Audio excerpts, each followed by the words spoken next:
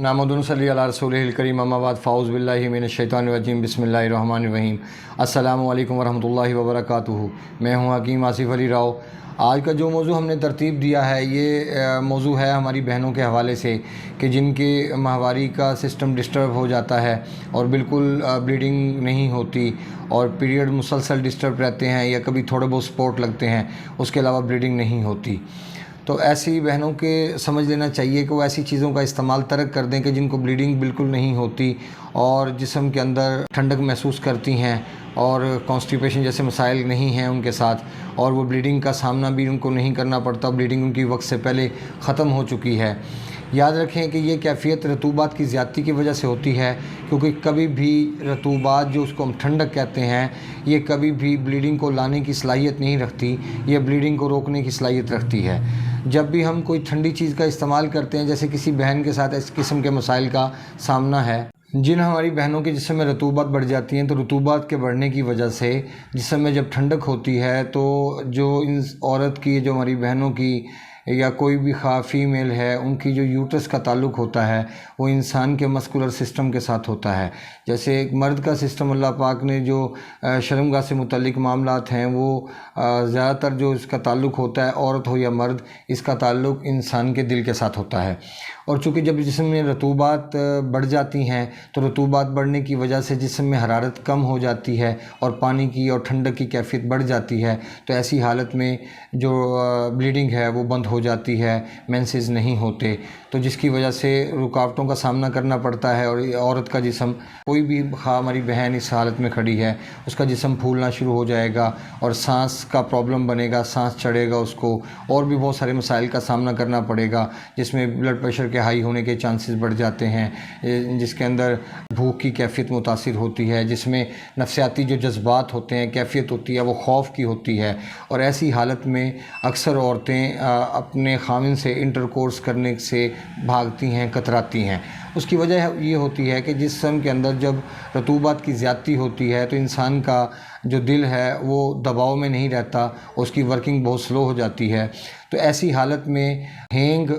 आप 1 तोला ले लें और इसके अलावा इल्वा ले लें आप,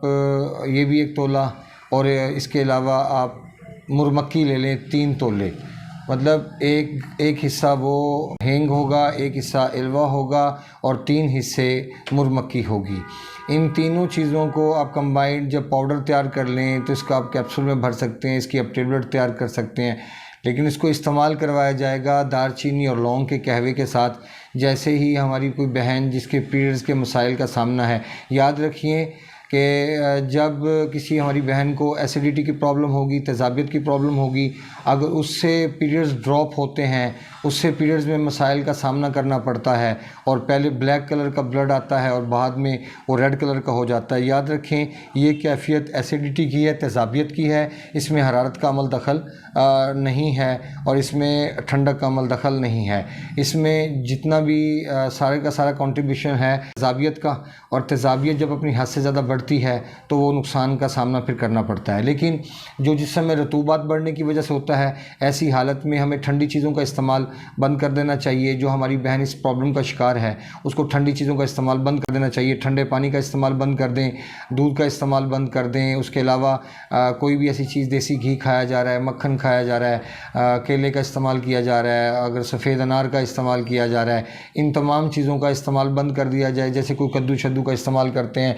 कद्दू शरीफ है, टिंडे हैं, तोरी हैं, शलजम है, इन तमाम चीज़ों का इस्तेमाल किया जाता है। इन सारी चीज़ों का इस्तेमाल बंद कर दिया जाए। और ऐसी हालत में इस नुस्खे के साथ साथ जो मैंने बताया,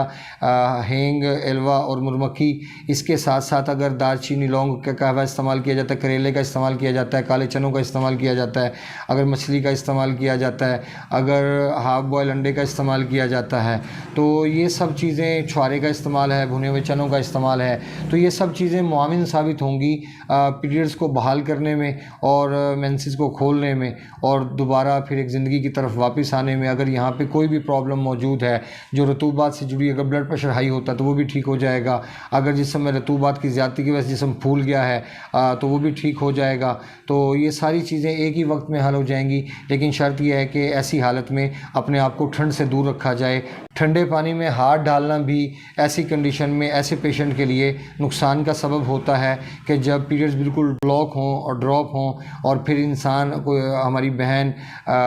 जो इस पोजीशन में, इस तकलीफ़ में मुब्तला हैं, इस जगह पे खड़ी हैं, तो उनको चाहिए कि वो ठंडे पानी में भी हाथ ना मारें, ताज़ा पानी में भी हाथ ना मारें, अपने जिस्म को गर्म रखें और गर्म पानी का और पीने में भी और नहाने में भी इस्तेमाल करें। यहाँ तक कि अगर उनको बर्तन वगैरह वाश करना होते हैं, अगर कपड़े धोना है, तो कोशिश करें कि गर्म पानी के अंदर तमाम काम किया जाए और अपने जिस्म को हवा से बचाया जाए। ख़ास तौर पे उस दिन जिस दिन हवा चल रही हो उस दिन ठंडे पानी का इस्तेमाल या ठंडे पानी में या ताज़ा पानी में हाथ डालने से इज्तनाब किया जाए। ऐसी हालत में याद रखें, गर्म पानी के अंदर भी अगर हाथ डाला जाता है, मौसम ठंडा होता है, उसके बाद जब हवा चलती है तो वो हवा जब पानी के साथ अटैच होगी तो वो पानी के अंदर सर्दी जज़ब हो के वो आपके जिस्म के अंदर